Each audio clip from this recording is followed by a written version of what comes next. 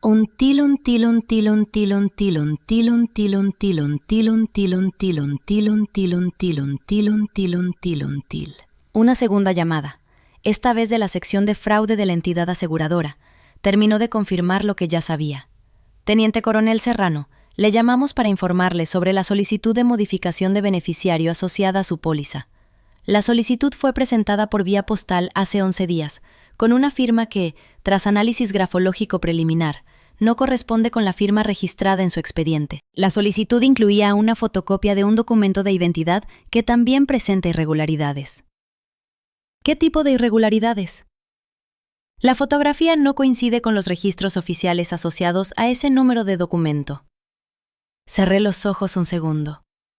¿Me pueden decir el nombre que figura como solicitante? Marisol Peña Ibáñez, identificada como cónyuge del titular original de la vivienda familiar, declarada como domicilio de contacto.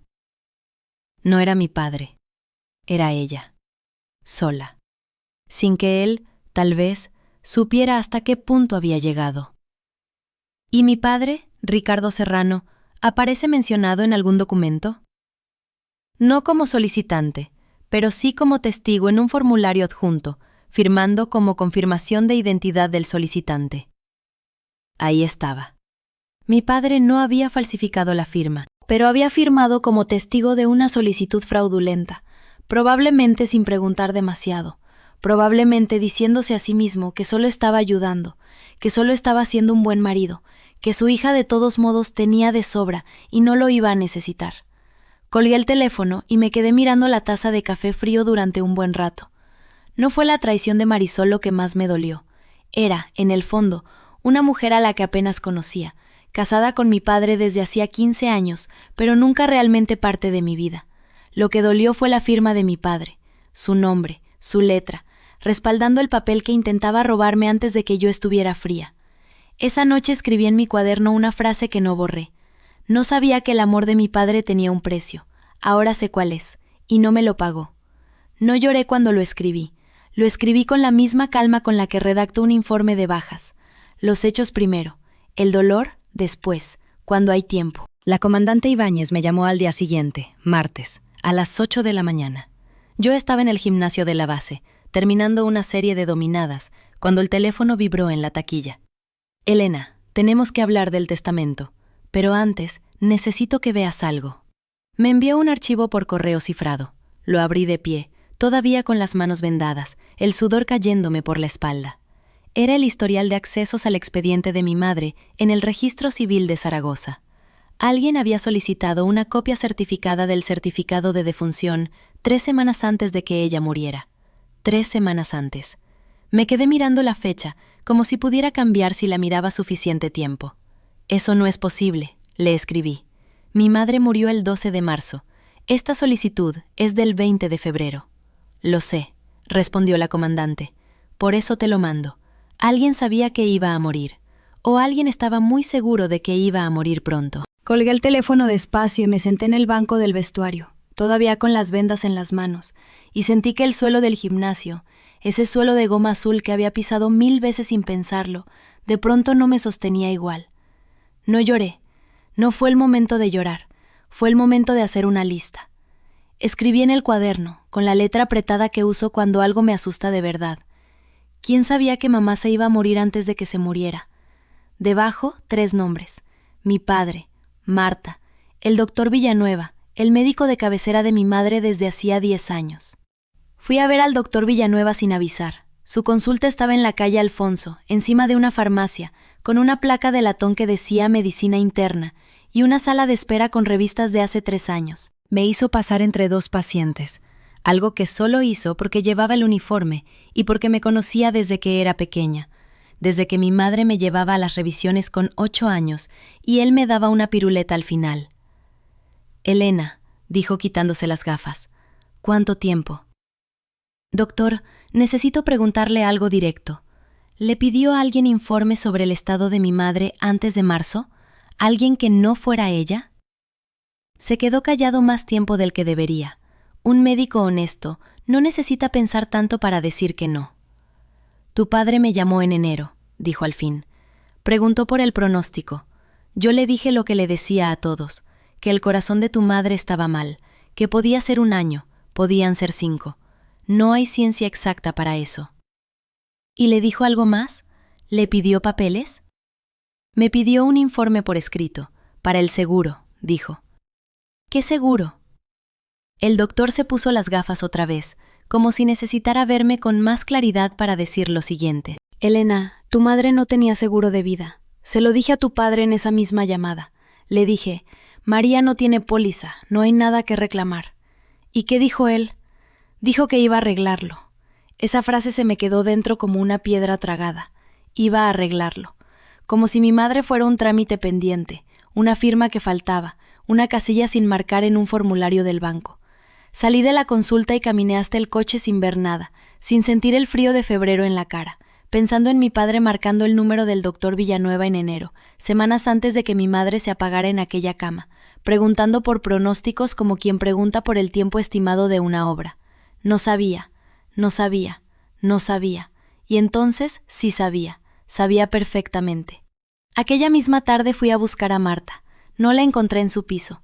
La encontré donde sabía que estaría, en la notaría de la calle Independencia, la de siempre, la de toda la vida, hablando con el notario Ferrán a través del cristal de la puerta. Esperé en el coche, aparcada al otro lado de la calle, con los prismáticos que había usado en tantas operaciones de vigilancia, apuntando no a un objetivo militar, sino a mi propia hermanastra, saliendo de una notaría con una carpeta azul bajo el brazo. La seguí sin que se diera cuenta. Fue al banco. Salió 20 minutos después. Fue a una cafetería en la plaza y se sentó con un hombre que reconocí. Andrés, su marido, el que trabajaba en un concesionario de coches y que llevaba 2 años sin trabajo fijo, según lo que había oído en las comidas familiares. Me acerqué a la cafetería y entré como si fuera casualidad, aunque las dos sabíamos que no lo era. «Elena», dijo Marta, y la voz le tembló un poco al pronunciar mi nombre. «¿Qué hacías en la notaría de Ferrán?» Andrés se levantó, murmuró algo sobre ir al baño y nos dejó solas. Cobarde como siempre había sido cobarde, según todo lo que había visto de él en 10 años de bodas y bautizos familiares. «Estaba arreglando papeles», dijo Marta. «¿Qué papeles?» «Elena, por favor, no hagas esto en público». «No estoy haciendo nada, estoy preguntando. ¿Qué papeles?» Se quedó mirando el café, revolviéndolo con la cucharilla sin necesidad, y por fin habló. «Tu padre me pidió que fuera testigo de un documento, hace meses, antes de que muriera tu madre». «¿Qué documento?» «No lo leí entero, firmé donde me dijo que firmara». Ahí estaba, la misma frase que había visto en mi propia vida, la misma obediencia ciega que mi padre pedía y que la gente le daba sin hacer preguntas. Firmé donde me dijo que firmara, como si eso fuera una excusa y no una confesión. Marta, ese documento intentaba dejarme sin la casa de mamá, sin nada. Tu firma está en un papel que quería robarme lo único que me quedaba de ella. Se le llenaron los ojos de lágrimas, y por un momento pensé que era sincera, que de verdad no había entendido lo que firmaba, pero entonces dijo la frase que lo cambió todo.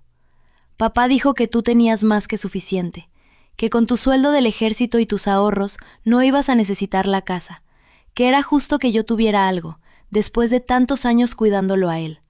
¿Cuidándolo a él? Marta, tú vives a 4 calles de él. Yo he estado destinada en 3 países distintos los últimos 6 años. ¿De qué cuidado hablas? No es lo mismo, dijo, y por primera vez le vi algo parecido a la vergüenza. Tú tienes una vida, yo solo tengo esto. No respondí enseguida. Dejé que el silencio se estirara, la misma técnica que uso cuando interrogo a un subordinado, que sé que está mintiendo, pero necesito que se rompa solo. Yo también tenía una madre, dije al final, y ahora no la tengo. Eso es lo único que tenía, Marta. Y ustedes intentaron quitármela 2 veces. Una cuando murió, otra cuando falsificaron su firma. Me levanté. Dejé un billete de 5 euros sobre la mesa para pagar un café que no había pedido y salí sin mirar atrás. No, no iba a llorar. No todavía. Esa noche llamé a la comandante Ibáñez desde el balcón de mi apartamento, con un cigarrillo que no había fumado en años encendido entre los dedos, mirando las luces de Zaragoza esparcidas como si fueran estrellas caídas al suelo. «Necesito que investigues algo más», le dije. «El seguro de vida que mi padre mencionó al doctor Villanueva. Quiero saber si existe». «Ya lo hice», dijo ella. «Existe. Una póliza a nombre de tu madre, contratada hace 2 años, con beneficiario único, tu padre. 320.000 euros. Se me cayó el cigarrillo de los dedos y lo vi rodar por el suelo del balcón, una pequeña brasa naranja apagándose contra las baldosas frías. 320.000 euros, repetí. Y hay algo más. La póliza se contrató 3 meses antes de que a tu madre le diagnosticaran el problema del corazón. Pero según los registros médicos que conseguimos, el doctor Villanueva ya había detectado una arritmia el año anterior a la contratación. Tu padre lo sabía. Tenía que saberlo. Estaba en la sala cuando el médico se lo dijo a tu madre. No dije nada durante un rato largo. Escuché el ruido de la ciudad, los coches lejanos, un perro ladrando en algún balcón cercano, y pensé en mi padre entrando en una aseguradora, firmando una póliza para asegurar el corazón enfermo de su mujer, calculando en algún rincón de su cabeza que ese corazón no iba a durar mucho, y que 320.000 euros era una cifra que valía la pena esperar. ¿Cómo se cobra ese dinero?, pregunté, con la voz más plana de lo que sentía por dentro. Ya lo cobró, hace 2 semanas, el día después del entierro. El día después del entierro. Cerré los ojos y vi la imagen otra vez. Mi padre en el cementerio, con el traje negro que le quedaba grande porque había adelgazado, sujetando el brazo de Marta como si necesitara apoyo, mientras yo estaba 3 metros más allá, sola, con el uniforme de gala porque no había tenido tiempo de cambiarme, recién bajada de un vuelo militar desde Bruselas. Y al día siguiente, mientras yo todavía estaba deshaciendo la maleta, mi padre estaba en un banco firmando el cobro de 320.000 euros por la muerte de la mujer que había compartido su vida durante 38 años. Elena, dijo la comandante, con una voz que había perdido la frialdad profesional por un momento. Lo siento. No lo sienta, dije, guárdelo. Voy a necesitar esa energía después, no ahora. Colgué y me quedé mirando la ciudad un rato más, sintiendo algo que no era exactamente rabia, algo más frío y más útil que la rabia. Era la misma sensación que tenía antes de una operación importante, cuando toda la emoción se convierte en cálculo, cuando el dolor se transforma en plan. Escribí en mi cuaderno. Mi padre aseguró la muerte de mi madre antes de que muriera. Cobró 320.000 euros al día siguiente de enterrarla. Intentó robarme la casa el mismo mes. Debajo añadí una frase que se convirtió, sin que yo lo planeara, en la brújula de lo que vino después. No voy a pedir justicia, voy a construirla, documento a documento, hasta que no le quede ningún sitio donde esconderse. No lloré esa noche tampoco. Guardé el cuaderno en el cajón, apagué la luz y me quedé despierta hasta las 3 de la madrugada haciendo una lista de todo lo que necesitaba. Los extractos bancarios de la aseguradora, el historial médico completo, el testamento original que mi madre había dejado en la notaría 10 años atrás y que nadie más que yo parecía recordar que existía. Al amanecer con los ojos cansados pero la mente clara, entendí algo que debería haber entendido mucho antes. Mi padre no era un hombre que había cometido un error de codicia en un momento de debilidad. Era un hombre que había planeado la muerte de su esposa como quien planea una inversión, con meses de anticipación, con pólizas y documentos y firmas falsas preparadas de antemano. Y yo, su hija, la que había pasado 15 años sirviendo a un país que no era el suyo por elección, sino por convicción, iba a ser quien lo desmontara pieza por pieza, no con gritos, no con lágrimas en un juzgado, con la misma paciencia con la que había aprendido a esperar el momento exacto en una operación, sabiendo que el que actúa primero por rabia pierde, y el que espera con los hechos en la mano gana siempre. La comandante Reyes me devolvió la llamada al día siguiente, un martes, mientras yo estaba de pie en el pasillo de la unidad con un café frío en la mano. Elena, hay un abogado militar retirado, ahora en ejercicio civil, que lleva casos de fraude contra familiares de personal en activo. Se llama Vicente Roldán. Trabajó 15 años en asuntos jurídicos del ministerio antes de pasarse a la práctica privada. No cobra barato, pero es el mejor. Anoté el nombre en el reverso de un sobre viejo. Sobre. Qué palabra tan pequeña se había vuelto tan grande en mi vida. Dile que le llamo esta tarde, dije. Y gracias, comandante. No me las des todavía. Dámelas cuando esto termine. Colgué y me quedé mirando el pasillo vacío. Al fondo, alguien había pegado un cartel con el horario de guardias de la semana. Mi nombre estaba ahí, entre otros nombres, con una cruz junto al miércoles. Guardia de 24 horas. Normal. Rutina. Mientras tanto, a 150 kilómetros, mi padre seguía preparando papeles que llevaban mi firma falsificada. Llamé a Vicente Roldán desde el coche, en el aparcamiento, con la ventanilla bajada porque hacía calor y el aire acondicionado del vehículo llevaba semanas dando problemas. Contestó al segundo tono, con una voz seca, de hombre acostumbrado a escuchar historias complicadas sin sorprenderse. Cuénteme, dijo, sin preámbulos. Se lo conté todo. El sobre con el sello del Pentágono, la orden de mi padre de no tocarlo, la empresa de gestión patrimonial, la cuenta con mi nombre y una firma que no era la mía, las palabras de mi madrastra, una parte de eso también es mía. Vicente Roldán no me interrumpió ni una vez. Cuando terminé, hubo un silencio de 3 segundos. Necesito ver los documentos originales, dijo, todos, y necesito que no firme absolutamente nada hasta que hablemos de nuevo. Ni una autorización, ni una carta, ni un simple recibo. No pensaba firmar nada. Bien, porque por lo que me cuenta, alguien ya ha firmado bastante por usted. Esa frase se me quedó grabada. Alguien ya ha firmado bastante por usted. Así de simple, así de exacto. Quedamos en vernos el viernes en su despacho, en la capital de provincia, a las 5 de la tarde. 4 días. 4 días para reunir todo lo que necesitaba sin que mi padre sospechara nada. Esa noche llamé a mi hermano Andrés. Andrés vivía en otra ciudad, trabajaba en una empresa de logística, y desde la muerte de mi madre habíamos hablado poco, solo lo justo, felicitaciones de cumpleaños, algún mensaje en Navidad. Nunca habíamos hablado de verdad. Pero cuando le conté lo del sobre, lo de la firma falsificada, lo de la cuenta paralela, su voz cambió por completo. Espera, para. ¿Estás segura de lo que dices? Tengo el documento delante, Andrés. Tiene mi firma. Yo no lo firmé. Silencio largo al otro lado. Papá me pidió que firmara algo hace 2 meses. Dijo al fin, muy despacio, como si estuviera recordando algo que había preferido no recordar. Un papel sobre una gestión conjunta de los ahorros de mamá. Dijo que era para simplificar los trámites del banco. Lo firmé sin leerlo entero. Confiaba en él. Sentí un frío que me subió desde el estómago. ¿Tienes ese papel? ¿O una copia?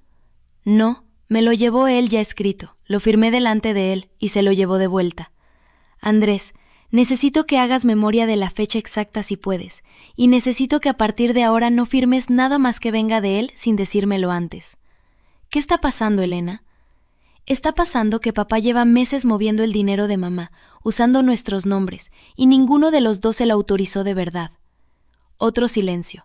Luego la voz de mi hermano, más baja, más rota de lo que la había oído nunca. Yo pensé que estaba triste.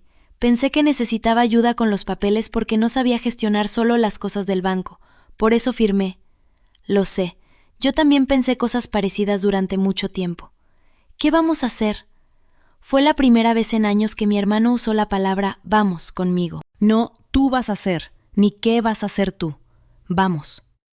Vamos a reunir pruebas. Y vamos a ver a un abogado, los dos, el viernes. Le mandé la dirección del despacho de Vicente Roldán. Aceptó sin dudar, aunque eso significara pedir un día libre en el trabajo, con poca antelación, y conducir 3 horas. No fue una escena de dramatismo, no hubo gritos ni lágrimas por teléfono. Fue algo más simple y más importante. 2 hermanos que llevaban años distanciados, encontrando, por fin, un motivo común para estar del mismo lado. Esa fue la primera grieta real en la fachada de mi padre. No la había abierto yo sola. Los 3 días siguientes los dediqué a construir el expediente con la misma disciplina que aplicaba a cualquier operación. Hice una lista, como haría con cualquier misión. ¿Qué necesitaba? ¿Dónde estaba? ¿Cómo conseguirlo sin levantar sospechas? Llamé al notario que había certificado el testamento de mi madre, el mismo despacho de siempre, con el que la familia llevaba tratando 20 años. Pedí una copia del testamento original. ¿Algún problema, Elena?, me preguntó el notario, un hombre mayor que recordaba a mi madre con cariño. Su padre ya vino hace un tiempo a preguntar por unos trámites. Ahí estaba otra vez. Su padre ya vino. La misma frase que había escuchado en el banco. ¿Puedo preguntar qué trámites exactamente? Quería saber si podía modificarse alguna disposición del testamento, teniendo en cuenta que era el cónyuge superviviente. Le expliqué que el testamento ya estaba liquidado y que las disposiciones a favor de los hijos no podían alterarse sin el consentimiento expreso de ambos. ¿Y qué le pareció esa respuesta? No pareció convencido, pero no volvió a insistir. El notario hizo una pausa. ¿Está todo bien, Elena? Todavía no lo sé, por eso necesito la copia. Me la entregó esa misma tarde, con una calidez que casi me hizo llorar en su despacho. Antes de irme, añadió algo que anoté mentalmente para contárselo a Vicente Roldán. Su madre fue muy clara conmigo cuando redactamos esto, Elena. Insistió varias veces en una cláusula. Quería que la parte que os correspondía a ti y a tu hermano estuviera protegida de cualquier circunstancia futura. Esas fueron sus palabras exactas. Circunstancia futura. En aquel momento pensé que se refería a una crisis económica, quizás. Ahora entiendo que quizás se refería a otra cosa. Salí del despacho del notario con la copia del testamento en una carpeta y una sensación extraña en el pecho. Mi madre lo había sabido, o al menos lo había intuido. Había puesto una barrera antes de morir, sabiendo que quizás algún día alguien intentaría saltarla. Esa noche, sentada en mi habitación, con la carpeta abierta sobre la cama, onto las 2 de la madrugada, no dejé de pensar en esa frase. Circunstancia futura. Mi madre no había vivido para ver esta circunstancia, pero la había previsto. No lloré. Ya no me quedaban lágrimas fáciles esa semana. Lo que sentí fue otra cosa. Una determinación fría, casi militar, de terminar lo que ella había empezado a proteger. El jueves por la mañana ya recibí una llamada que no esperaba. Era Carmen, la vecina de mis padres desde hacía casi 20 años, una mujer que había cuidado el jardín de mi madre cuando ella ya no podía hacerlo, que le había llevado sopa cuando estaba enferma, que había asistido al funeral con los ojos rojos de verdad, no de compromiso. Elena, hija, perdona que te moleste. No sé si debería llamarte, pero llevo días con esto en la cabeza y no puedo callármelo. Dime, Carmen. Hace unas semanas vi a tu padre y a Marisol hablando en el jardín con un hombre que no conocía. Trajes elegantes, un coche que no era de por aquí. Los oí, sin querer, porque estaba regando las plantas al otro lado de la valla. Tu padre decía algo así como, en cuanto se firme, movemos el resto a la cuenta conjunta antes de que ella se entere. No sé si se refería a ti, hija, pero me quedé mal cuerpo todo el día. Se me heló la sangre. ¿Recuerdas cuándo fue eso, Carmen? ¿Puedes darme una fecha aproximada? Hace 3 semanas, un sábado. Lo recuerdo porque fue el día que vino mi nieta a comer. 3 semanas. Coincidía casi exactamente con la fecha del documento que había visto en el despacho de gestión patrimonial, el que tenía mi firma falsificada. Carmen, ¿estarías dispuesta a contarle esto a un abogado, si hiciera falta? No para meterte en problemas, solo para que quede constancia de lo que oíste. Hubo un silencio breve al otro lado. Elena, tu madre era mi amiga. Si esto tiene que ver con lo que le hicieron a su memoria, cuenta conmigo para lo que necesites. Colgué el teléfono y me quedé de pie en la cocina, con las manos apoyadas en la encimera, respirando despacio. Una vecina, un notario, un hermano. Cada uno, sin saberlo, había ido dejando una pieza del rompecabezas en mi camino, como si el universo entero estuviera decidido a que esta vez la verdad no se quedara enterrada. Ellos sabían, y siguieron adelante de todos modos. Esa frase se repetía en mi cabeza como una letanía, cada vez con más fuerza. No sabían solo mi padre y Marisol, lo sabía, de alguna manera, todo el mundo que los rodeaba. Un gestor que aceptaba documentos sin preguntar demasiado. Un notario al que le extrañó una visita pero no hizo más preguntas. Una vecina que oyó una frase y la guardó durante semanas, sin decir nada, hasta que algo la empujó a hablar. Y yo, mientras tanto, seguía yendo a trabajar cada día, revisando informes, firmando partes de guardia, comportándome con normalidad delante de mis compañeros, mientras por dentro montaba pieza a pieza el expediente que iba a desmontar la vida que mi padre había construido sobre la memoria de mi madre. Esa noche llamé a Andrés de nuevo, para contarle lo de Carmen, lo del notario, la cláusula del testamento. Elena, me dijo con la voz quebrada, ¿tú crees que mamá lo sabía? ¿Que sospechaba de él? Pensé la respuesta con cuidado, porque era importante, porque mi hermano necesitaba algo de certeza en medio de todo esto. Creo que mamá no sabía los detalles, pero creo que lo conocía lo suficiente como para protegernos de lo que fuera capaz de hacer, y tenía razón en hacerlo. Andrés no dijo nada durante un rato largo, solo escuché su respiración al otro lado del teléfono, entrecortada, como alguien que está tratando de no llorar y no lo consigue del todo. Nos vemos el viernes, dijo finalmente. Llevaré el documento que firmé, si es que consigo encontrar algún rastro de él en mis correos. Andrés, ¿sí? Gracias por creerme. Elena, eres mi hermana, y encima eres teniente coronel del ejército. Si alguien tiene motivos para no mentir sobre algo así, esa eres tú. Colgamos. Me quedé mirando el techo de mi habitación esa noche, pensando en cuánto tiempo había perdido mi familia sin hablar de verdad, sin confiar de verdad, y en cómo un sobre con el sello del Pentágono había terminado siendo, sin proponérselo, la grieta por la que había entrado por fin la luz. Al día siguiente todo cambió de ritmo. Lo noté en cómo sonaba el teléfono de casa, en cómo mi padre ya no evitaba mi mirada sino que la buscaba, como si necesitara comprobar que yo seguía ahí, que no me había ido, que aquello no había sido un sueño donde le devolvía el sobre y desaparecía. «Elena», me dijo por la mañana, mientras yo tomaba café en la cocina de la casa de mis padres, todavía de uniforme, porque tenía que pasar por el cuartel antes de volver a Madrid.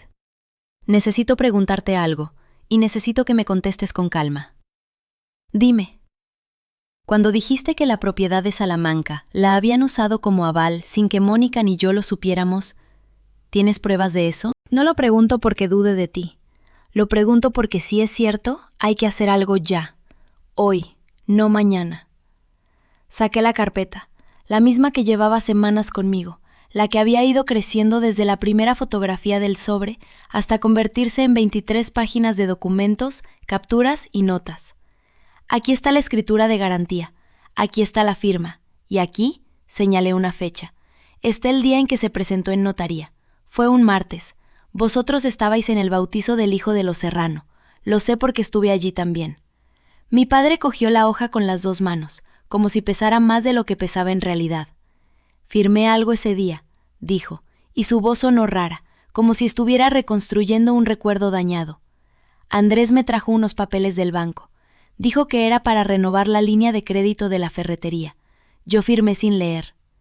Papá, eso no es una renovación de crédito. Eso es una hipoteca sobre la casa de Salamanca, la casa donde vive la tía Pilar. Se quedó blanco. No exagero. Vi cómo el color le desaparecía de la cara, como si alguien hubiera bajado un interruptor. La tía Pilar no sabe nada de esto, dijo. Tiene 81 años. Esa casa es lo único que tiene.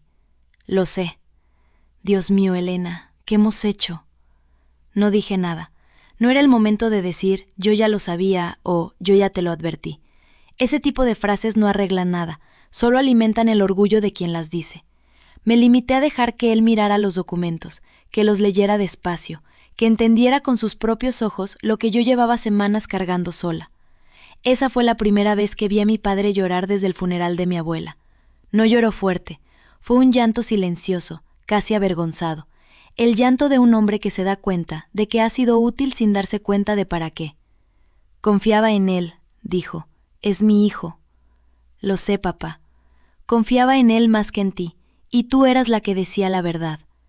Eso me dolió más de lo que esperaba. No porque fuera nuevo, sino porque por fin lo decía en voz alta, con esa claridad brutal que solo aparece cuando ya no hay nada que perder fingiendo. Eso se acabó ahora, papá. Lo que importa es lo que hagamos a partir de hoy. Llamamos a la tía Pilar esa misma tarde.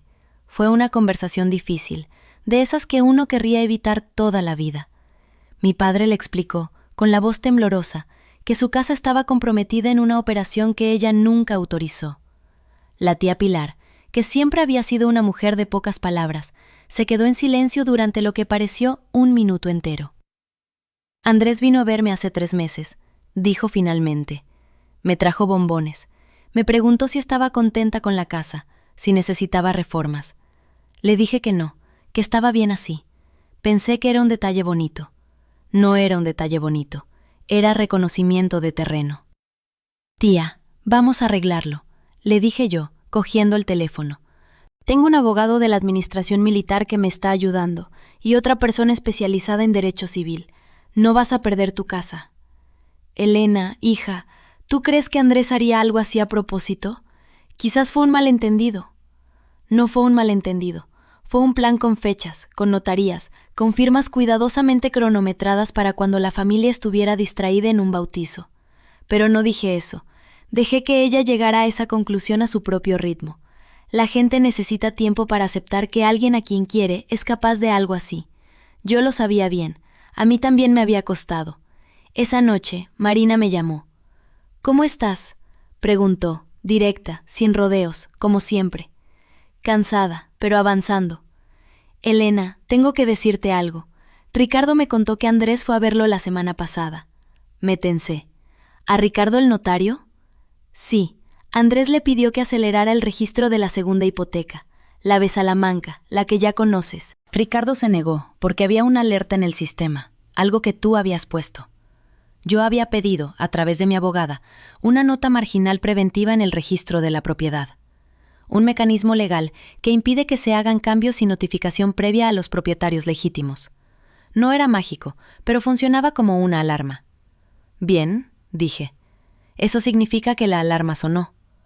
Significa que Andrés está desesperado, Elena, y la gente desesperada hace cosas imprudentes. Tenía razón. Al día siguiente, Andrés llamó a mi padre, no a mí, a mi padre. Papá, tenemos que hablar de la casa de la tía Pilar, le dijo, según me contó mi padre después. Hay un malentendido con el registro. Necesito que firmes un documento aclaratorio. Mi padre, por primera vez en mucho tiempo, no dijo que sí de inmediato. ¿Qué documento, Andrés? Es solo un trámite para desbloquear la operación. ¿Qué operación, Andrés? Explícamelo bien, porque tu hermana me ha enseñado unos papeles que no me gustan nada. Hubo un silencio largo al otro lado de la línea.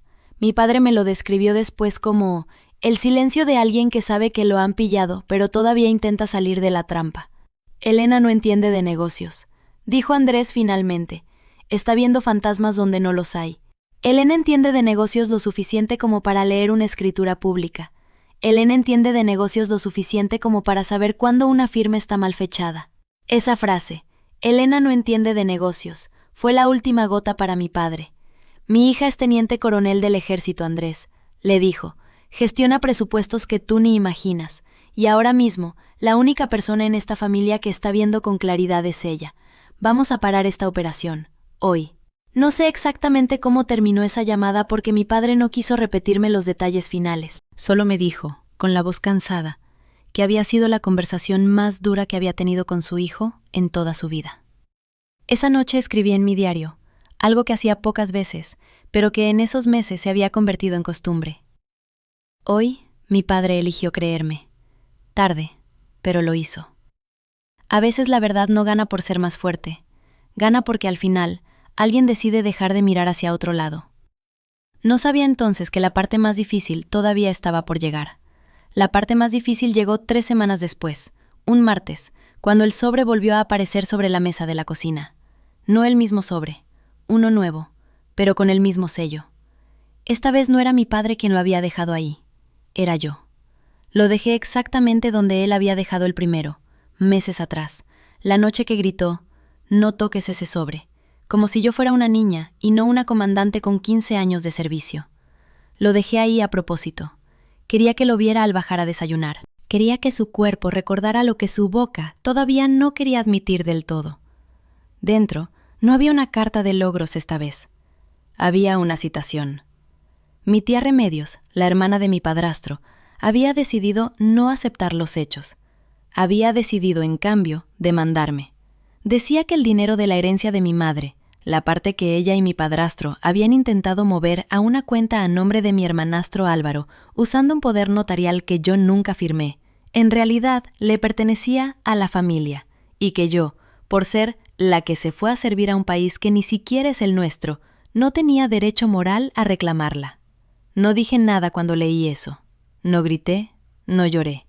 La disciplina no es debilidad. La disciplina es cómo se gana. Llamé a mi abogada esa misma tarde, antes de las 5, antes de que cerrara la oficina. Se llama Inés Zavala, tiene 40 y pocos años, la voz seca y una manera de mirar los papeles como si fueran un terreno minado que ya conoce de memoria. La había contratado meses antes, cuando empecé a sospechar del poder notarial falsificado. Ella ya tenía todo listo, los extractos bancarios, las capturas de los mensajes entre mi padrastro y Álvaro hablando de la parte de la comandante, el informe pericial que confirmaba que mi firma en aquel documento era falsa. «Esto no los va a beneficiar en nada», me dijo Inés, «pero si quieres, podemos terminarlo rápido». «Termínalo», dije. El proceso no fue una escena de película, fue papeleo. Fue un notificador judicial tocando la puerta de la casa de mi padrastro un jueves por la mañana, con una carpeta bajo el brazo, mientras él todavía estaba en pijama. Fue 3 llamadas perdidas de Álvaro esa misma tarde, y después un mensaje de voz que escuché una sola vez y no volví a escuchar. Marina, por favor, llama. Esto se nos fue de las manos. Mamá no sabe lo que está haciendo. No llamé. Fue una reunión de mediación en un despacho de Zaragoza, 4 semanas más tarde, con mesas grises y agua embotellada que nadie tocó. Mi padrastro no vino. Envió a un abogado joven que sudaba mientras Inés desplegaba, uno por uno, los documentos que probaban la falsificación. Álvaro sí vino. Se sentó frente a mí con la cabeza baja y no dijo una palabra en 40 minutos. Mi tía Remedios habló por los dos. Dijo que yo siempre había sido la ambiciosa, que el ejército me había cambiado, que una hija de verdad no llevaría a su familia a los tribunales. Esperé a que terminara. Una hija de verdad no falsifica la firma de otra hija de verdad, dije. Ustedes intentaron mover 180,000 euros de una cuenta que mi madre dejó a mi nombre. No lo consiguieron porque yo revisé cada mes ese extracto, aunque estuviera destinada a 6,000 kilómetros de aquí. Eso no es ambición, eso es hacer mi trabajo bien, que es exactamente lo que llevo 15 años haciendo. Nadie respondió. La mediación terminó con un acuerdo firmado esa misma tarde. Mi tía retiró la demanda.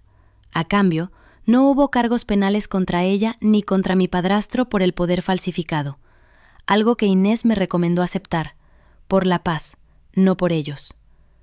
Álvaro quedó fuera de cualquier reclamo futuro sobre la herencia, y la cuenta, los 180,000 euros completos, quedó bloqueada a mi nombre, con un candado legal que ya nadie podría tocar sin mi firma verificada ante notario y con mi huella biométrica registrada en el sistema del banco. Firmé el acuerdo con el mismo bolígrafo que llevaba en el bolsillo del uniforme desde mi último despliegue.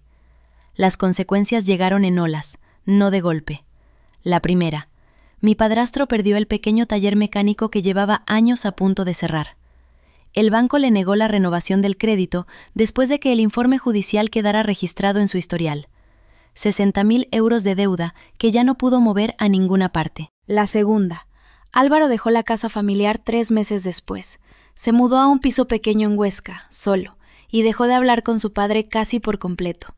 Me escribió una carta a mano, no un mensaje, una carta real, pidiendo perdón. La guardé. No respondí, pero la guardé. La tercera.